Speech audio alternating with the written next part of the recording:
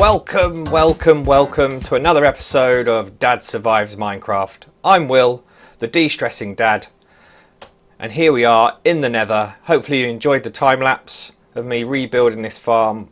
I needed this farm to be much more efficient, not for the pork but for the leather.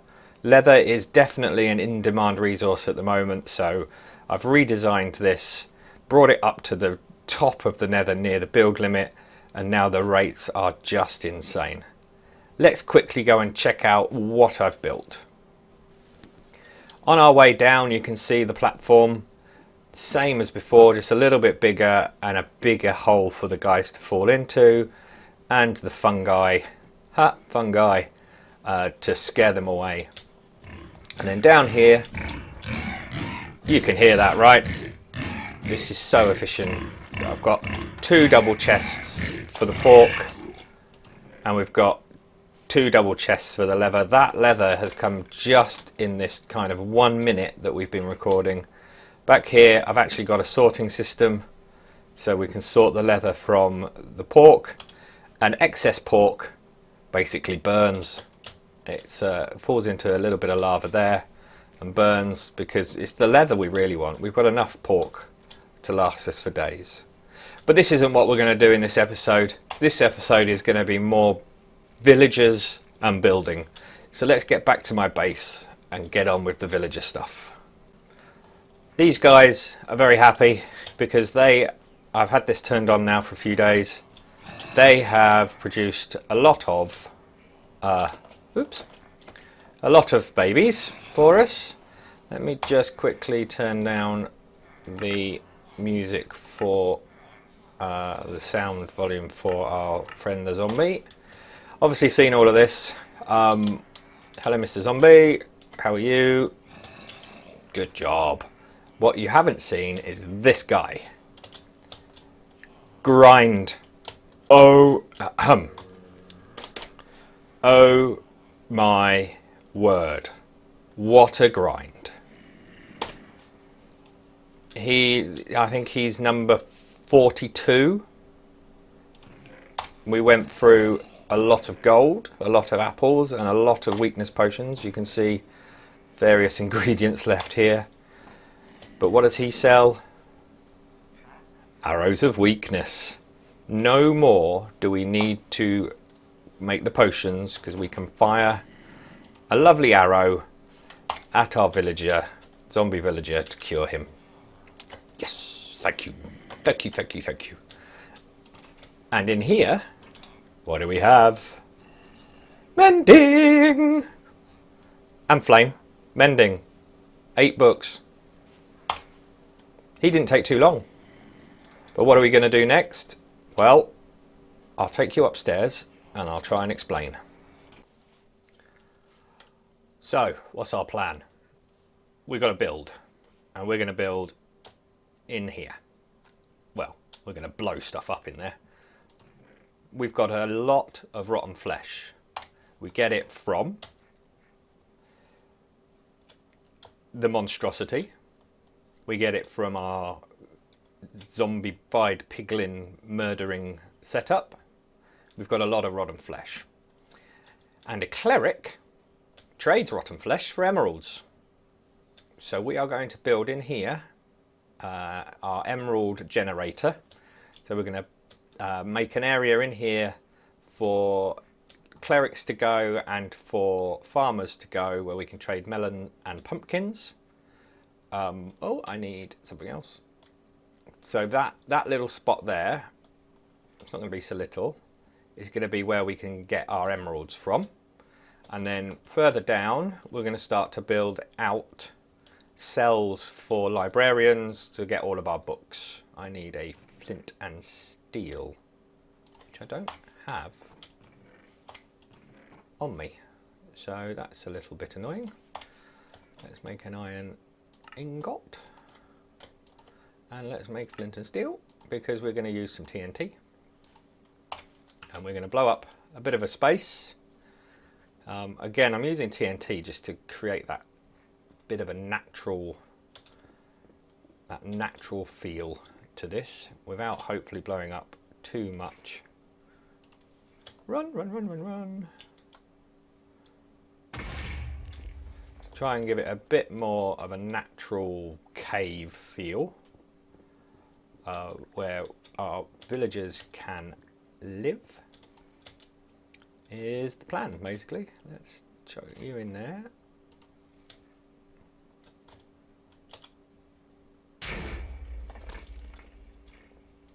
Now we've got some torches. Oh, don't want that. I want that. Let's go down a bit as well.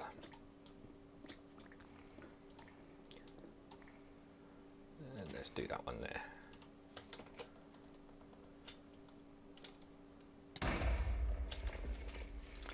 Okay. And we'll scoop up a lot of this gravel and we'll continue shaping this. We're going to go with the spruce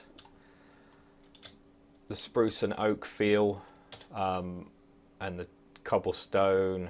Not sure how this is going to look just yet, but there'll be kind of spruce in the walls a bit, make it look a bit more man-made. There may be some iron bars coming in and some chains, to give it a prison effect. Yeah, I think that's what we're going to go for. So let me build up some of this, and I'll bring you back in when we've got a bit of a feel for what's going to happen, and then I can show you the mechanics of how the villager stuff works. Catch you in a bit. Hello! We've done some work, and we've got our pet. Would love to see some comments for a name for our first pet. Do give me. I was going to call him Doggy McDog.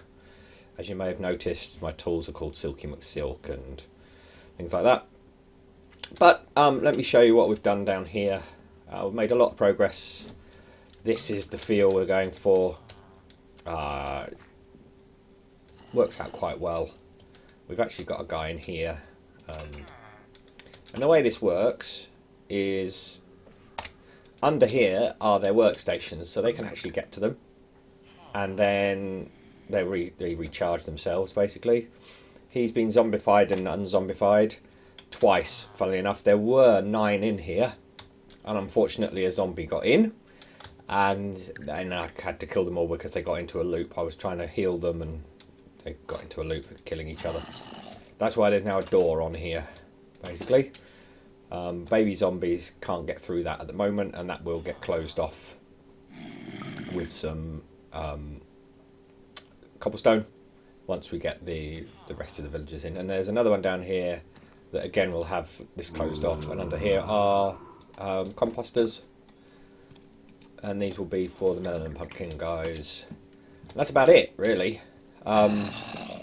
Chests here for rotten flesh and for melons and pumpkins, and they will come in via some sort of delivery system. And there is a very loud zombie around, sorry about that. Let me just adjust those sounds. Good. And the rail comes up all the way up from down here, where we have our setting station. So the guys come in there, and over there you've seen that already. In here is my Mending Villager. He also got zombified again. So now there's only one book for mending, which I'm very pleased about. I will move him at some point, but he's now protected as well. I'll need to get rid of these blocks to get the rail system back up, but that's what we've got so far. But one thing I have noticed is, to do this we need a lot of gold. I've got some apples from good friend Davey, but we need a lot of gold, and I don't have an awful lot of gold. If I want 9 more clerics and 10 farmers, that is going to be 20 golden apples, which is 160 gold bars, and I have about 30.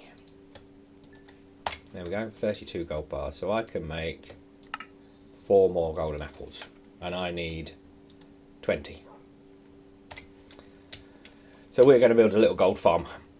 We need to do a little bit of resource gathering, and then we're going to build a gold farm because my current setup is very beginner, and I need much more gold than I get from that. So we're going to build a little gold farm. So let's go resource gathering, and then I'll show you the gold farm. It's very simple, but it is effective. Right, let's do this. Hello. Right, I've been very busy. This episode has taken far too long to get out, and I apologise. In real life stuff taking over a bit, but I've been busy on here without recording, being able to play still.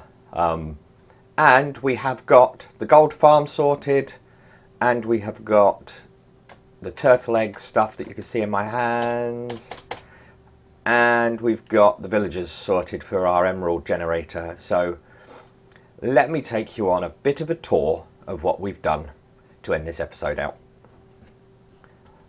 So as we ended the last clip, I was going to go off and build a gold farm. I wanted to time lapse it, but just time ran out on me. But I have got a turtle, got them bred. You can see some eggs there as well. I have turtle eggs in my hand, so we had to do that to build the gold farm because zombified piglins, as they are now known, are attracted to turtle eggs. They want to try and jump on them. So we use that in the gold farm to try and attract our spawned in zombified piglins. And as you can see up there, we have a platform with a roof on it that's at 240, I think, something like that. We are in a nether waste because... Oh wow! Someone has kindly delivered me a whole barrel full of magma blocks because I need a lot of magma blocks to finish this platform out. I need to find out who that is, but that is awesome. Someone's been grinding magma blocks by the looks of it. Oh, falling off. Right, so we're going up here. Yes, so what happens is in a nether waste, the only thing that can spawn on the magma with a roof on the top of it are zombified piglins. They are attracted to the turtle egg when they're within 30 blocks of it. They all run towards that turtle egg, but they can't actually get to it because there's a trapdoor with a hole. They think they can get over it. They can't. They fall down the hole, and then I can swing my looting free sword at them to get the gold nuggets and the XP, and it works really nicely. So you can see there's one guy there already, and there'll be a few more coming. Now I'm up here. I'm at level 217. They're at level 230 odd, 240 odd. And I swing that, and I get the XP. They fall down. It will be much more efficient when the platform is full size. I won't go up there because I'll end up dying. I have died a few times. I'm at 36 now, so I think I've lost the challenge. So it's not the most efficient, but it's much more efficient than what we did have. Then the gold goes into a sorting system. The gold nuggets, the rotten flesh, and the gold bars end up in here, as you can see, and you can hear more coming. We'll take this rotten flesh with us because we can trade with that. More are coming, so with a looting free sword you definitely get much more, many more items, and you can hear they just keep coming. So much more efficient than what we did have, and I can enchant here if I need to when we get levels, and we're all pretty safe up here. We will find out who gave us that magma. Okay, I'm not very good at this. There we go, that'll do. Right, let me get back to base and I'll show you what we've done at base. Back at base, creeper down there. This is a real mob heaven down here. He's going to make his way all the way up. You can see a couple of shulker boxes here. The server gods were very fine to us. We haven't been to the end yet. We are finding it difficult to get us all together. I'm going to kill these two guys. We're finding it very difficult to get us all together at the same time to record us on the end. Whoops. So the server gods have been very kind and given everybody on the server 2 shulker boxes, because we're all building stuff we all could do with the space, the storage space. So you can, oh, I missed. Right, wait until he gets there. Whoosh. Yeah, we could all do with the storage space, and the server gods decided to give everybody a couple of shulker boxes to help out, because we would have gone to the end if we were not trying to record it all together. But anyway, back to the matter at hand. Here you can see we've got our clerics in here, we've got our farmers in here, we've got some rotten flesh that we'll store in here. We pop in here with all the mayhem, and we get some rotten flesh, and we trade it with them basically, and we generate emeralds, and we trade with all of them, and then we head on out. They can't get out, and then we'll do the same with melons and pumpkins, and we've got plenty of emeralds now, which is all good. Okay, yeah, he wants to come and play, so he can. We'll just get rid of this guy. Thank you for interrupting my recording. Similar setup for these guys. I just need to finish off this, which we'll do, and my mending guy I've now got up here. He's still at 1. He's nice and safe, and he's going to stay there now. So, finally got this episode out. Sorry for the long delay. Real life gets in the way, as you all know, I'm sure. But episode 6 finished. Hope you've enjoyed it. As always, leave a like, press the like button, leave some comments, tell me what you think, any ideas for stuff. And obviously, if you haven't subscribed yet, definitely subscribe so you get notifications of when I set out new content.